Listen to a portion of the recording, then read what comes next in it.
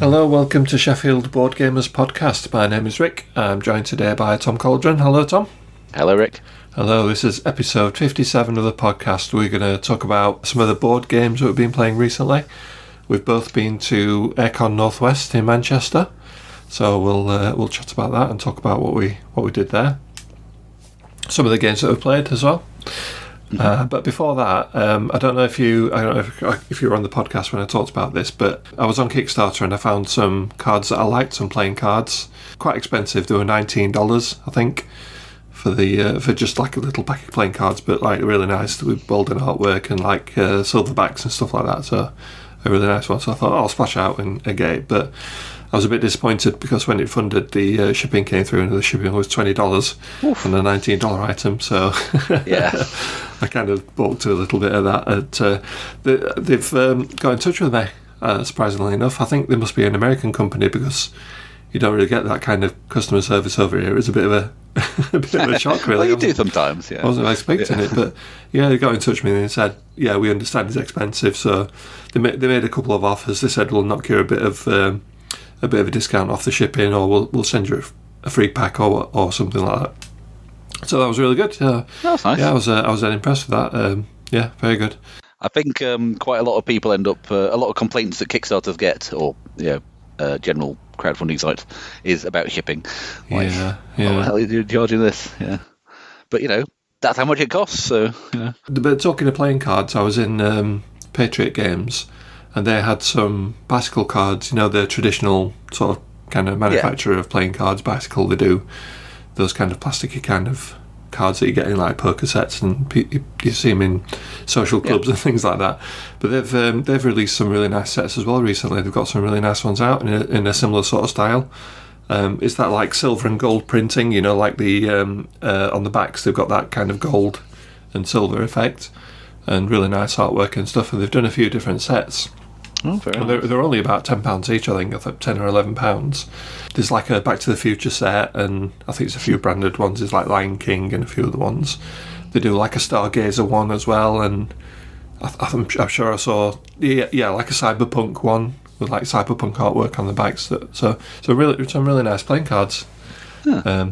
Obviously, you can play loads of different games with those, and they're nice and easy to carry around. So yeah, next time I see some, I might pick up a couple of sets. Do you play a lot of games with traditional playing cards? Not really, no. But I like to collect.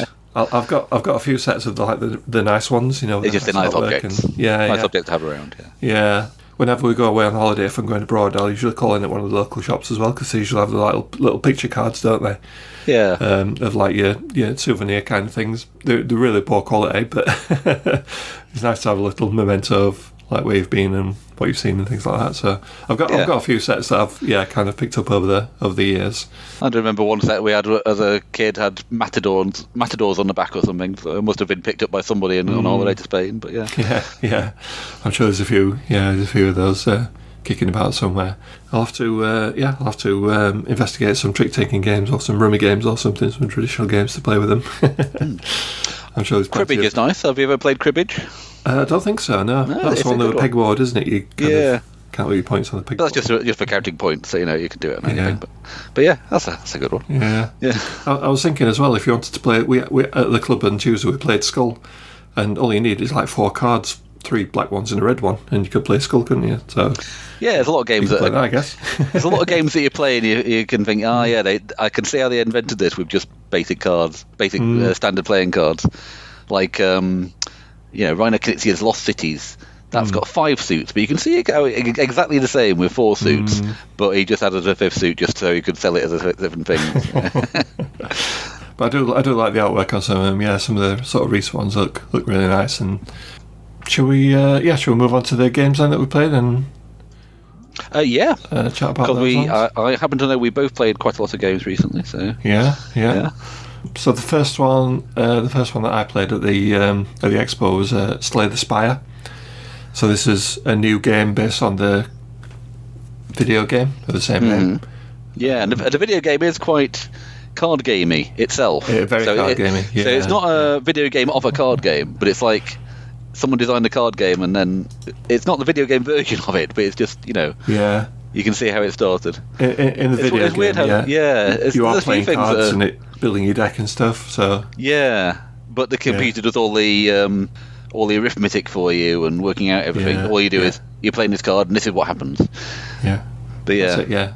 It does all the fiddly work for you, counting track of everything. so is the board game just that, except you've got to do your own maths? Yeah, it's cooperative. It's multiplayer, cooperative. which the other one isn't. It's like it's just just solo, isn't it? You versus all the enemies that come at you. Yeah. So this is, I think that's the main difference between it. Apart from that, it's very, very similar. You have 4 characters. Each one has their own deck of cards with all your special abilities on, and you've also got a deck of upgrade cards as well, which you can get as you fight the monsters and go through the game. So there's like a central map where you kind of head up, and there's different paths you can take. On some paths there's more monsters, but you get more rewards for going up those paths, but it's more dangerous.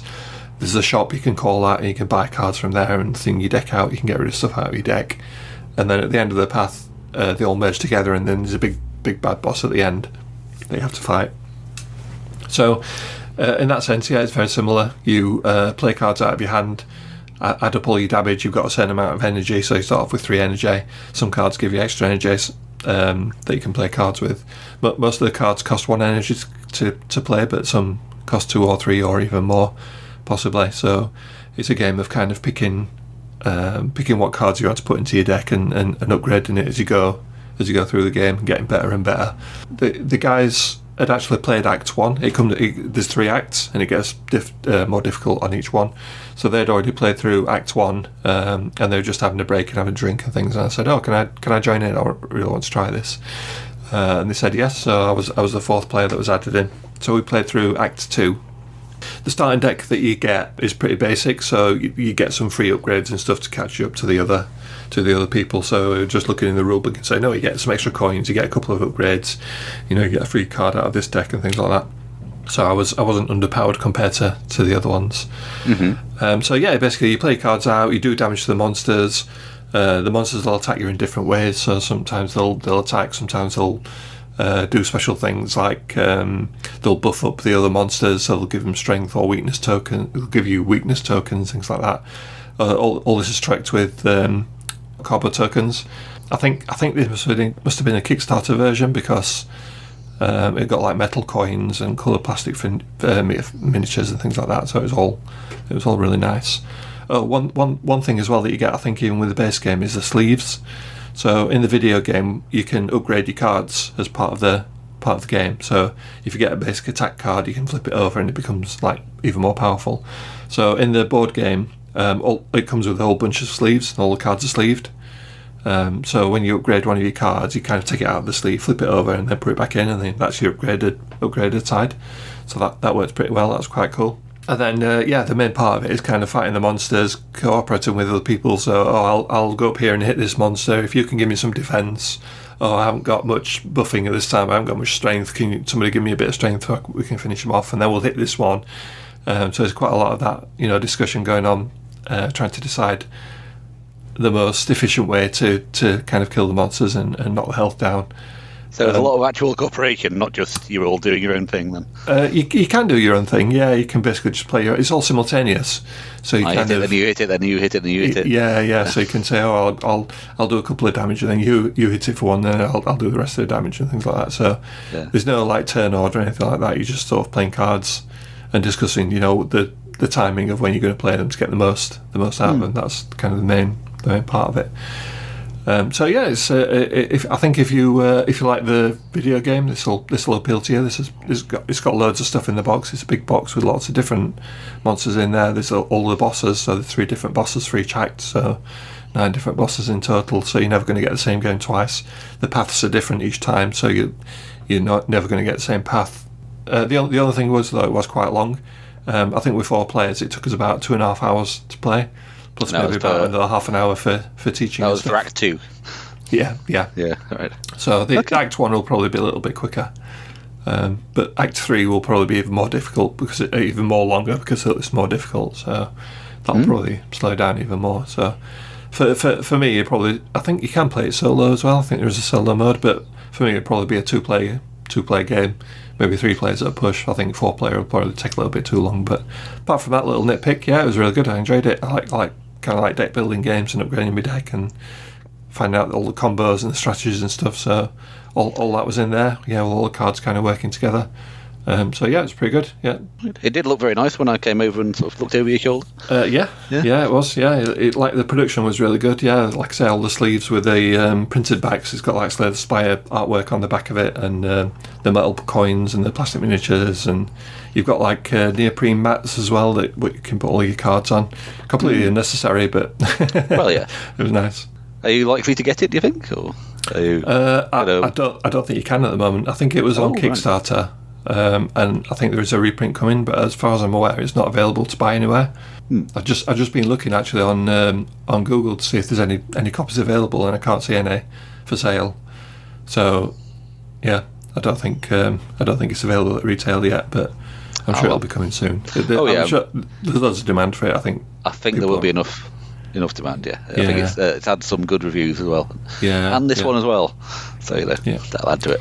Yeah, so I couldn't find any online, but I think it is quite an expensive game as well, because obviously it's a big box. There's loads of cards in there, loads of stuff. All the sleeves and everything come with it as well. So you're looking at like £90-100, I think, for the game, for just the base game, and then the upgraded one obviously got another £50 or £60 on top of that. So it is. You do have to be a big fan to. You have to be a big fan of Slay the Spire to pick it up, but maybe I'll try it sometime. I've been playing a couple of games. Some because I went to Airecon this week, which we'll discuss later.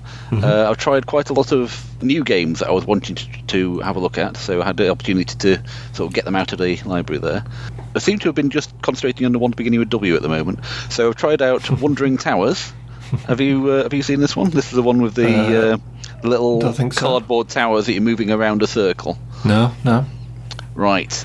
This is a game of wizards trying to get into the Raven Castle or something like that. Ravenloft? No, it can't be Ravenloft. That can't be right.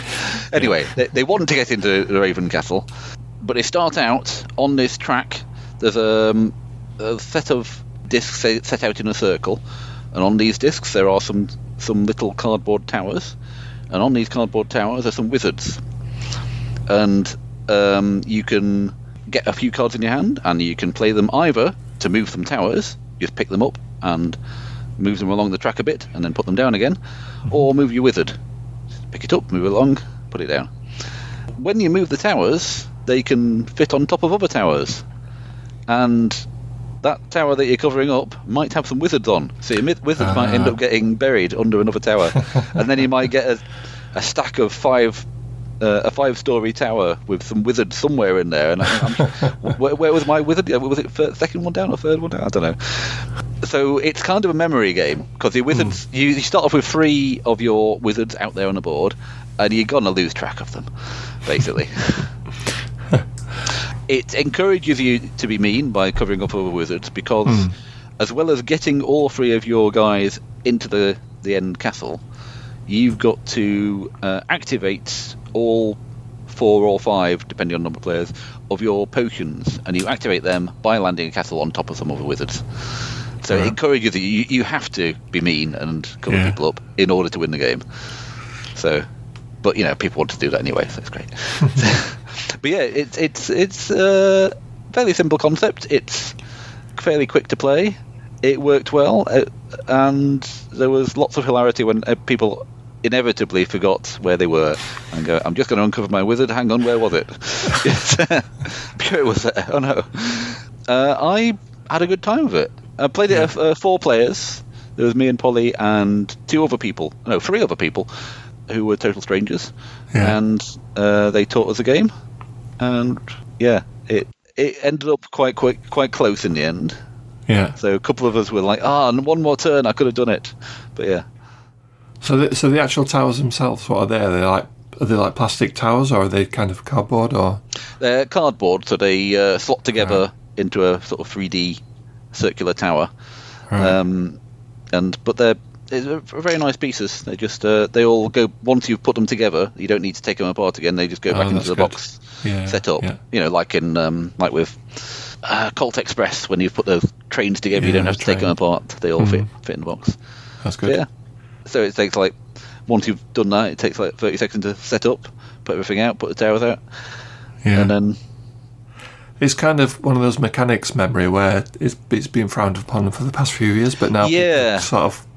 we played That's Not a Hat not long ago, and that's kind of a memory game. Well, yes. We really enjoyed it and had good fun. The entire point of that is that people forget, and that gives you the good moments. Yeah, it's one of those mechanics that's kind of making a little bit of a comeback, isn't it? Well, I think people have found out ways to do it that doesn't just, if you've got a good memory, you win. There's strategy as well to Wandering Towers. The best moments are when people forget where they're with it. Yeah. So, if someone had perfect memory, they'd probably win, but they wouldn't have those moments. I think there's some people who've played it who say, I don't normally like memory games, but I like playing this. So, that's something. Yeah, cool. So, did you say you played with 3 other players? Yeah, so we played at 5. 5, yeah, right, okay. I think that's the limit. I think it plays up to 5, or it might go up to 6. Yeah. I've heard that, we were sitting there, having got it out of the library, about to play it at 2, until other people came along and said, can we play? Yeah. And I have heard that it doesn't work quite so well at 2, because you just... there's a little bit less chaos going on. Right, yeah. And so you're a bit more likely to remember where you are and just do what you want to do. And you're directly targeting each other all the time as well. So. Right. But yeah, so I'm not entirely sure. I'd like to try it at 2. It says that you can play it on the box at 2, but I can see that it would be better the more people you got. Okay, so my next one then is a party game that we played at the Sunday session. This is a game called That Escalated Quickly. I think it's done by the same people who did Exploding Kittens. It's the same. I don't know if it's the same designer, but it's definitely the same publisher. Plays between 2 and 8 players and takes about 15 minutes, and we did play an 8-player game. We'd got 8 players kind of at the start of the session, and we were just deciding what to play, so we kind of bust this out to start off with, just until people decided what games they wanted to play, and we'd got everybody coming in, and we knew how many people wanted to play games, so we played a quick party game of this.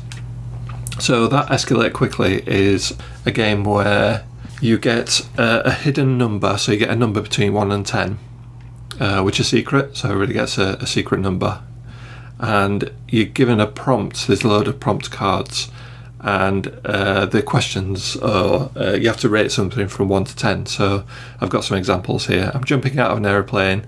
When I pull the ripcord, what comes out of my pack? From super helpful to totally useless. So 1 would be super helpful, 10 would be totally useless. There's another one here. I'm baking cookies. What are the ingredients? From tastiest to grossest, from 1 to 10. So you start off with the person to the left of the dealer, and they've got a secret number, and they have to give you an answer to that prompt, which correlates with their number. So people are trying to guess what your number is. So if you're kind of in the middle and you're baking cookies, what are the ingredients? You'd say, something middling that not everybody likes, but some people like. Wasabi. It would be like chocolate chip or something like that, or something really nice. Or everyone likes Smarties or something like that. But it gets funny when you get up to the higher levels. So from tastiest to grossest, if the grossest is 10, at number 8 you'd say, I don't know, plaster or something like that. Yeah. But then whoever's got the 9 has got to beat that and think of something even worse than that. And then somebody who's got the 10, if that's out, has to trump that again and try and think of something even worse than that. So all of a sudden it turns into an arms race of people trying to think of the best thing or the worst thing. And it was really funny. Yeah, we had some really good comments and some good fun out of it. So once everybody's taking a guess, whoever dealt the cards out kind of picks people, and you have to get the numbers in the right order from 1 to 10, based on the prompts that you've been given, and that's pretty much it. You get a few points, and then you do another couple of rounds, and then that's the game. So yeah, it was really good fun. It was funny as well, and especially when you get those higher numbers, trying to outgrow somebody else, or take it to the next level kind of thing. Somebody who's got a 5 might say something really, in your eyes, really extreme, and then you've got to beat that. So it's a really good party game. Like I said, it took us probably like 15 minutes to play. it's really easy to understand and to work out. There's no like long explanation or anything. It's just like, oh, here's a secret number, and then you're off then. So yeah, we really enjoyed it, and I'm looking forward to playing it again and seeing what other funny prompts are in the box. It sounds like one of those simple concept things that just get people being creative in a funny way. It is. It's that creative thing where you're trying to think of something, something funny that's going to go with a prompt. I think one of the questions we had was that your dog's being banned from the vets from least worrying to most worrying. So there were some interesting replies on that one. But then there is a bit of a game to it as well, because he's trying to figure out where people fall in the numbers. So it was good. Did they say that really terrible thing because they've got a 9 and I've got to be less than them, or exactly. Have they just say we've done it with a 6? You obviously don't know what other numbers have got, but if somebody has got like a 6 or a 7 and says something really, really bad, you've got to but then you don't want to go too far if you've got the 8, because you might be thinking they've definitely got a 10. You've got to be a bit less than them. Whereabouts they're falling as well, so that's quite good fun. So it's a really good funny game. Definitely one that you can play a while, having a couple of adult beverages probably. And fun for most of the family. They're not rude questions or anything like that. I mean, it's not like adult or anything like that. But with these kind of games, it can go in that direction or not, depending on what your group is. And But it's really funny. So look forward to trying that one again at some point. Yeah, might try that sometime. I haven't played any sort of creativity games for a while. I've just been on the strategy stuff. All right, Shall I go for my next new game, starting with W? Yeah. I tried. So I tried Waterfall Park. Now, this is sort of a new release, but it's sort of also an old game. Right. Because it's a bit of a re-implementation of Chinatown. I don't know, have you played either Waterfall Park or Chinatown? No. Right. Well, Chinatown and Waterfall Park are a negotiation game, where you've got some real estate and some stuff to build on it, and what you really want is lots of lots right next to each other, so you can build a big grouping of the same sort of business, making one big business, which will make you lots of money. Okay. However, the lots are drawn randomly. So that one right next to you might be held by this other player, and that other player and a third player has the tile that you want of the same sort of business, because you're trying to make sets of those. So you're trying to do lots of deals, like I'll swap you that space on the board for these 2 tiles, or for some money, or if you give him that and they give her that and then she gives me that, then we'll all be happy. You can make sort of lots of complicated deals.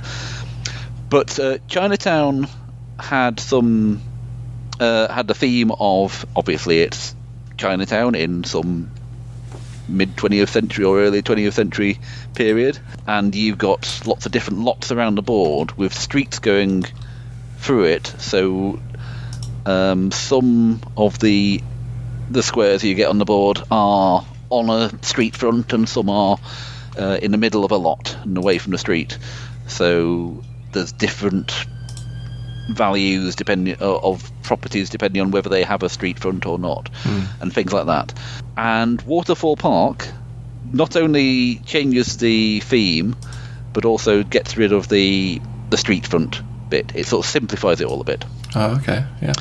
Waterfall Park, the theme is, it's a beautiful, bright, colourful theme park thing with like a roller coaster and stuff on the top, and then a big waterfall coming down, and on either side of the waterfall there's like 40 odd units sort of vertically stacked, in which you're going to be putting various attractions like clowns or cinemas or they're similar to the lots in the original one then? They're similar to the lots based around the streets of Chinatown. This is lots on this vertical theme park attractions waterfall thing, which is kind of a weird thing. I've got this carousel which stretches along these weird set of cells going up. So how is it one carousel? I don't know.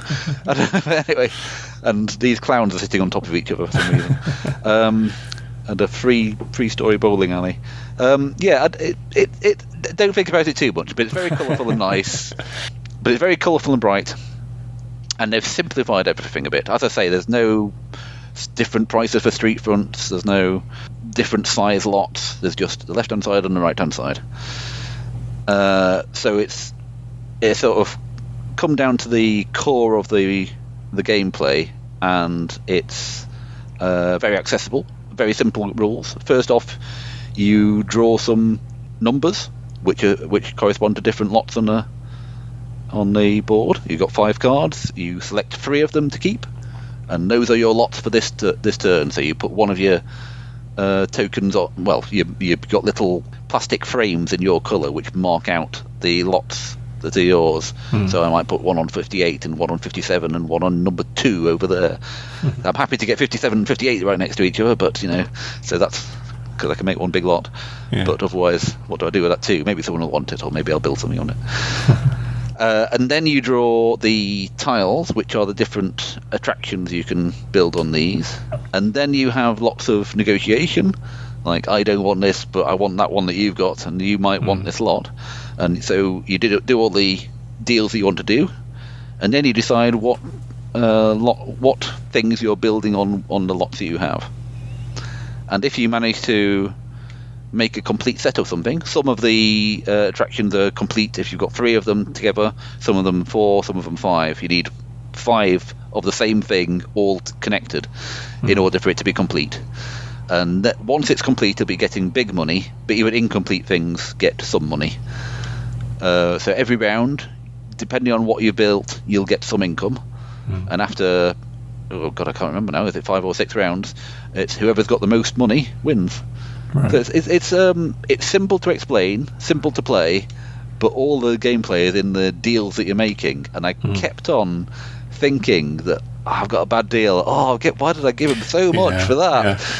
I just he's got a 5 space bowling alley just for that, and I've now and all I got after it was 2 ducks, and I kept on feeling that I'd done a really bad deal all the way through, and then somehow I won. I don't quite understand how. So I must be brilliant at trading and not know it. I don't know. But yes, it's sort of if you played Chinatown, it's the same thing but sort of simplified and more family accessible, I think. Right. I played it with the same people I played Wandering Towers with, so 3 people we hadn't met before, and me and Polly. Polly says she would prefer Chinatown, just because it's got a little bit extra going on. But but I very much like this. I think it's got to be widely available, and I would recommend it. I think it's a strong game. I mean, it can be quite stressful when you're doing all the deals. Yeah. Because someone's saying, "Oh, I'm going to give you this. That's a great deal. Come on." And you go, "I don't know. Give me a few minutes to work this out." And no, you got to make the decision right now. Oh no. Yeah, it can be quite stressful because everyone's doing sort of hard sales pitch on everyone else. So so if you don't like that sort of in-your-face deals where you think you might just do something stupid, then maybe avoid it. But I think it's very good for what it is. It does exactly what it's supposed to do, and it's the sort of the essence of it, the simple possible version of it. Yeah, I think it came out this year. I think it was there was a lot of people going for it at the Expo, the UK Games Expo. Oh right, okay. But I didn't get a chance to play it until this last weekend. Yeah, there does seem to be a bit of a trend of older games coming back with like a slightly newer version and slightly refined mechanics sometimes as well, isn't there? So it sounds I mean, there's the whole restoration games that that's their whole thing, bringing out Downforce and Dark Tower and Fireball Island and things. All games sort of redone as if they were done now. But yes, I think there's a wider trend with more things doing that. I mean, there's a lot of great games that have gone out of print that could come back. Yeah, definitely. And while they're at it, make it brighter or better components or whatever. It did have some. Polly did mention that it had some sort of gratuitous plastic, which the previous one didn't. The previous one, if you got a lot, you put a token on it. In this one, you've got a sort of plastic frame that you're putting on it, which I think it worked quite well. It made it very clear whose was what, but might not have been entirely needed. A little bit unlike my next game. There's a segue here. Okay. Which did not have any extraneous plastic, because this is all about saving the planet. Right. Daybreak. This is a cooperative game by Matt Leacock, and he's made this game with the collaboration of a new name that I haven't heard of before, Matteo Menapace. Anyway, but Matt Leacock is the name that everyone would know from designing Pandemic. Yeah. And some other great games as well, Forbidden Island. But it's another cooperative game, and as I say, this is about saving the planet. This is another new one. I didn't see it anywhere at the expo, so I don't know if it was not out at that point, or I just missed it. But I got it at the Treehouse last week, and we've had a go at it, me and Polly, and we saved the world. Fantastic. Congratulations. Thank you. You're welcome. Yeah, it is about world powers. So in our game, I played as China and Polly was the United States. Right. Or the other way around, I'm not sure. We've got a starting condition where we've got a load of stuff happening on our player board, which represents our industries, our energy production, and our energy needs, and so forth. And we are going to be producing loads of carbon emissions every turn. And what we've got to do in the game is try and reduce our carbon emissions, try and prevent crises happening, try and build up our resources and our technology and so forth, so that we can produce less and less carbon, deal with lots of any crises that come up by having there's resilience tokens, social resilience, environmental resilience, and infrastructure, which the more you've got them, you're more likely to be able to withstand crises. Yeah. And try and build up the ability of the planet to absorb carbon as well.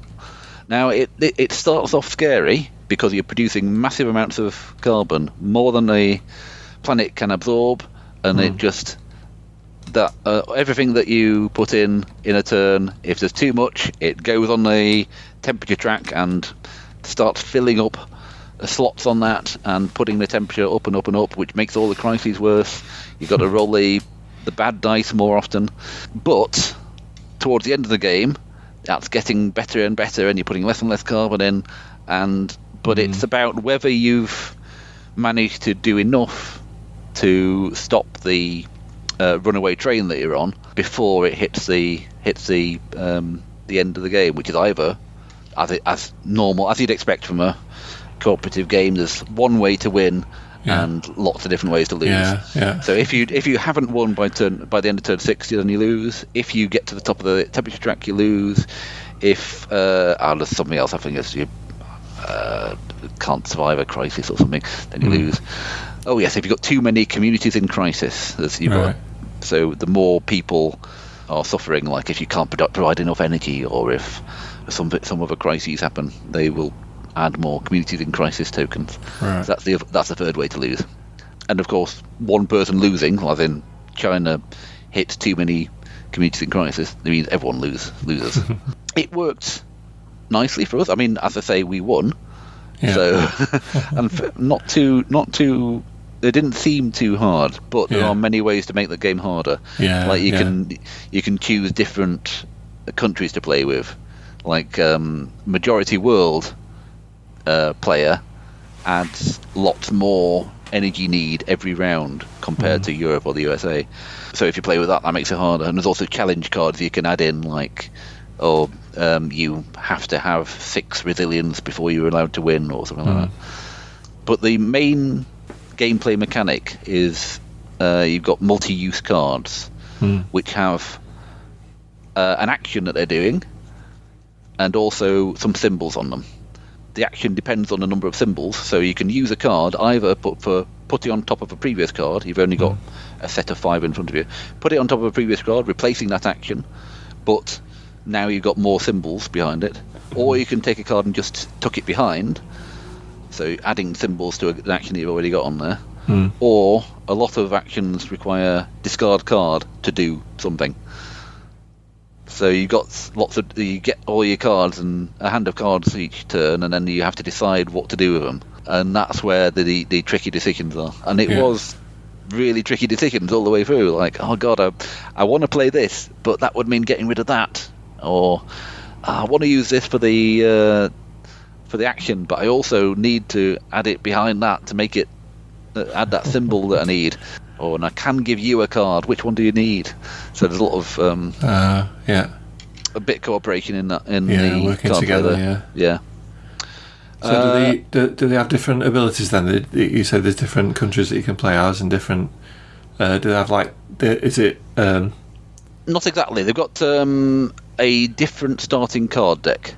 Right. So the 5 cards that you start with, the 5 actions that you can do, are tailored to each country, and they're fairly similar but slightly different. America and China had something that did exactly the same thing, but one was depending on incentives symbols, and the other one that was depending on legislation symbols to get rid of dirty energy or something. Yeah. So they were quite similar, but some differences. But the only other difference between the two was China was adding 2 energy needs every turn, so had to boost their energy to keep up with the demand. Otherwise, they'd end up with more communities in crisis. Whereas the USA was only adding 1 energy each time. So there was slight differences, but they played very similar. I mean, every turn you're drawing from the same deck of cards, so you'll end up getting different actions and diversifying, but you'll end up playing the same game pretty much, but with slight differences. Yeah. So you said you were successful in that game that you played. Did you find that it was quite tricky to get to that point, or was it quite easy and you just throw more things in to make it more difficult, or is it got the playability that you'd want to play it again and you won't find it too easy? Or definitely want to play it again, and there are ways to make it harder, so I think we will try a slightly more challenging one next time. I think we're great at games, to be honest. Well, obviously that goes without saying, or we got lucky. But yeah, it's got a strange art. Like I say, at the start it seems impossible because we're producing so much carbon and we're not doing anything. We're not even touching it at all. How are we going to possibly survive? We're sort of half dead already, and it's only for turn 1. But that you gradually sort of put the brakes on, and you win by finally turning it around. So you're taking out less carbon than you're putting in, and if you then survive the crises that round, then you win. So it's about gradually turning this round, but you have to do it fast enough. Yeah. So it does have an arc where you start off hopeless and get more hope. Which is nice. Yeah. I suppose it's a game with a message. So it's and every card, like it might have solar technology or social movement or whatever. Every single card is a unique card, and it's got a QR code at the bottom, so you can find more information on this real life technology that this is talking about. So that's good. Here's something we can do. It's very highly researched game, not just the gameplay. Right. But every aspect of it has been they've consulted on it with experts and things. Yeah. And it's a beautiful production as well. It's done it's published in a very environmentally friendly way, because obviously if they produce this and it had tons of plastic in it, that would be a little bit. Everyone feels slightly uncomfortable about that. But it's done nice, and no extraneous plastic. All the cards were wrapped in paper sleeves rather than plastic and things like that. So I do generally like his kind of games. Like I said, the Forbidden Island, the Forbidden Desert, and Pandemic, and the spin-offs and things like that. So that'd be interesting to have a go at this one. Sounds cool. I might bring it along to the club one day. Yeah, sounds good. Yeah. Okay. Any other games you want to talk about? I don't think so. I think I've played some others, but I don't need to I think we've talked about enough. Okay. Yeah, I think I played another couple as well while I was there, but I'll not go into too much detail. But we played Dominion. Played that. Oh, classic. Best game, yeah. So I played Spire, which is obviously a deck building game, and then went straight to Dominion and played like a pure deck builder, so it was quite interesting to contrast those two. Yeah. I played the original deck builder. Yeah. I played Isle of Skye, which I haven't played for a while. I always enjoyed that one. So yeah, I played a couple of the games as well. But these were all things you played at Airecon. Yes. I think we had the idea of we're going there and we've got to try things that we haven't otherwise got. I mean, there's other games that we could just play at home, but we want to try things that we haven't seen before. Yeah, and you seem to have gone the opposite. I don't know. Yeah, the library was really good. I liked that. Yes, I mean some cons have a library, but I think this is the Airecon always seems to have a really good one. I think I mentioned before it's Travelling Man that provides the library, and Nabil from Travelling Man is part of the organiser of Airecon, so not going to skimp on what they put in. And there's always stuff that's like really new, like Wandering Towers and Waterfall Park. Yeah. They had a good selection. They had some older games really in there as well. Yeah. Some classics, and then the new stuff as well. Obviously that people were playing. It was easy to check in and check out, so I think it was on the game app, so it just showed them. It was super easy, yeah. So once you've got it got set up, all you do is you find your barcode on your on the app on the phone, and they scan the game. You're done. Yeah. They don't even have that. What they used to have was a £10 deposit thing. They don't have that now because they know who you are. Yeah. So, they can find you if you've run off with a game. Yeah. The lightsabers were a good idea. They were definitely made use of yes. There were a couple of times where we either found someone with a lightsaber up and said, you wanted someone to play. We had a nice game of Shipwreck Arcana with someone for that. And then the next time we were there, we got a lightsaber ourselves, and because we were trying out one of the Azul games and see if anyone else wanted to play. So we ended up playing with another couple of strangers. Yeah, that worked really well. I think it's a con where people can turn up on their own and play lots of games with people. I went on my own. I was there Friday and Saturday, and I think you went Friday and Sunday, if that's correct. Yes, that's right. I went on my own. I went on the Friday. I got there Friday afternoon. I didn't think the signing was very good because I was looking at Google Maps. I parked up just outside the city centre, and it's about a 10-minute walk to get in. But I was following Google Maps to find out where the centre was, and kind of it led me around sort of buildings, and we ended up kind of next door to where the convention centre was. Well, that's Google Maps' fault. So. Yeah. So we kind of walked into the atrium and asked the nice lady in the reception where we should be, and she said, we need to go to the next building down. But I couldn't see any sort of signs outside or anything that pointed sort of this way.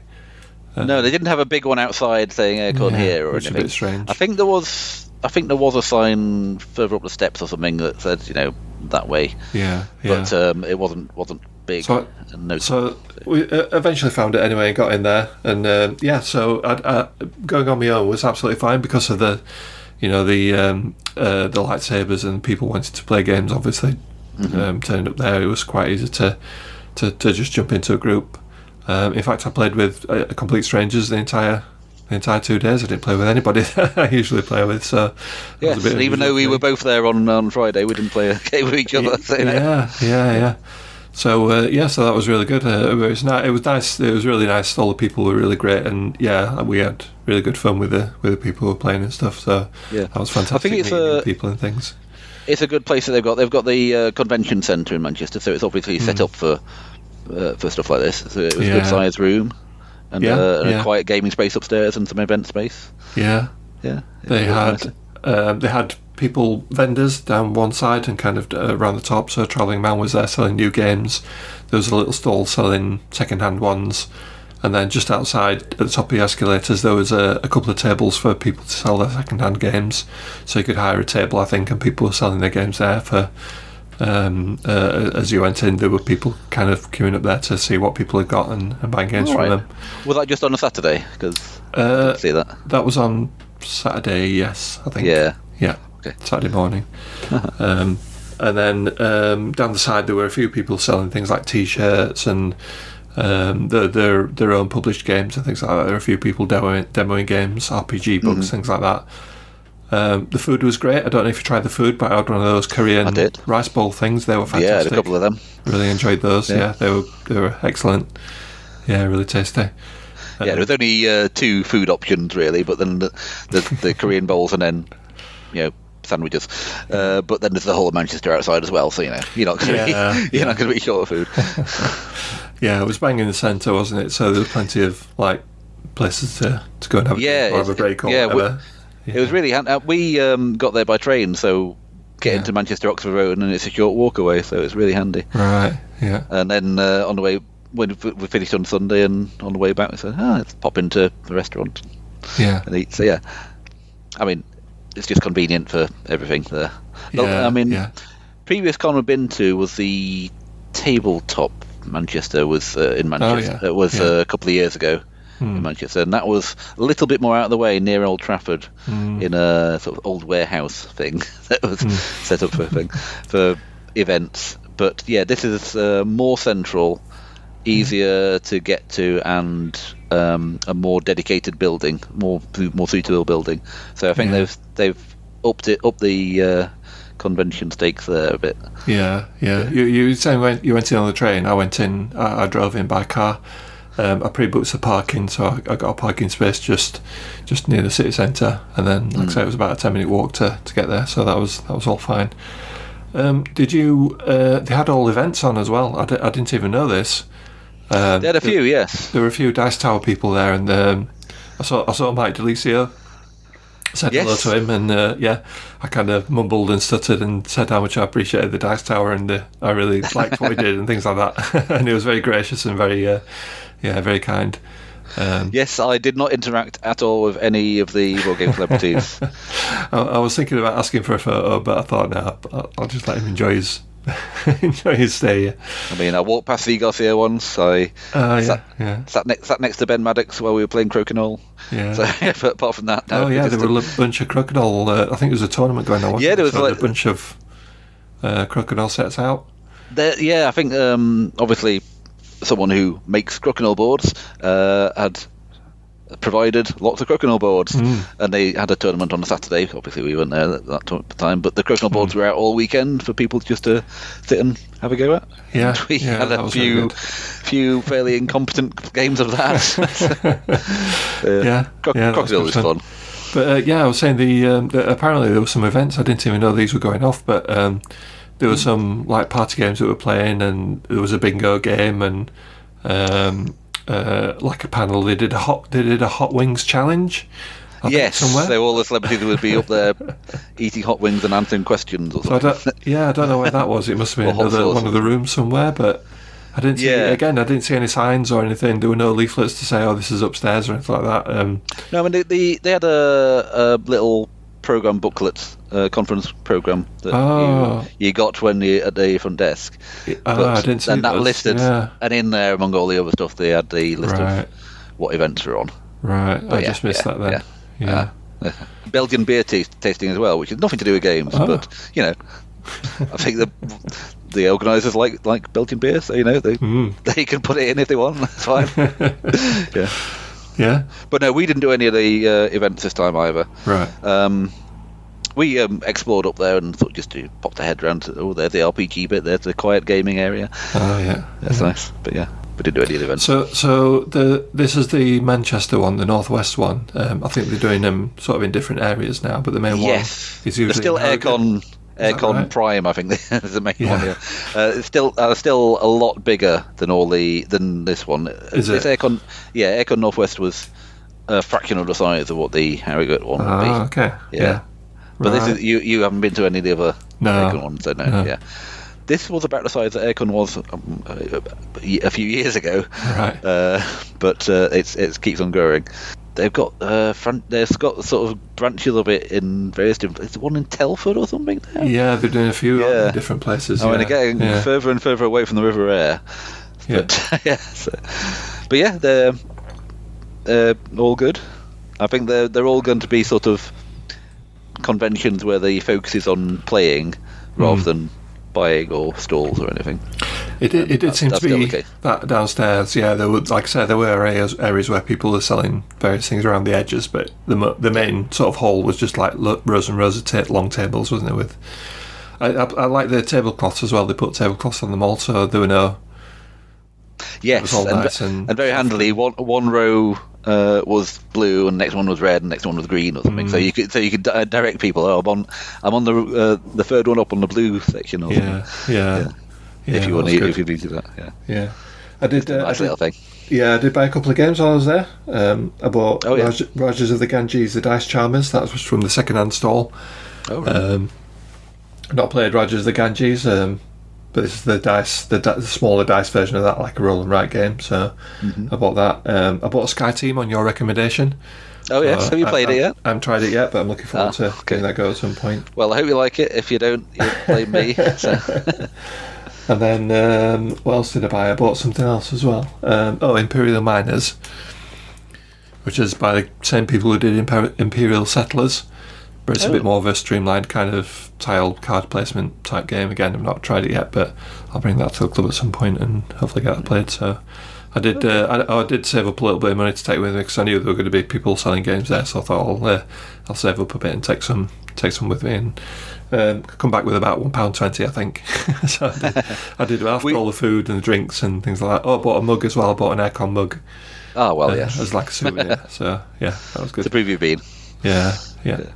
We just bought a copy of Suspects, mystery game. Right, okay, yeah. But we didn't intend to buy anything, and we didn't. It was just going to play and beat people that we only meet at cons. Yeah. That me and Tracy played the first one of that, and we really enjoyed it. It's like an Agatha Christie kind of mystery adventure. Yeah, play through cards, but you have to decide which card you're going to go for. Like, do we ask this question or do we go over there? Yeah. And you've got a limited number of cards before you have to make your first stab at the answers. So yes. Yeah. I think there's a few different sets now, so I keep meaning to. There is. I think there's the other ones. I think we've had at least 3 different boxes. This is the third one. Yeah. So yeah, I think. Yeah. And they're all pretty good. Yeah. So that was it. That was our trip to Airecon Northwest. So after years of saying I'm going to go, I finally got a free weekend and went.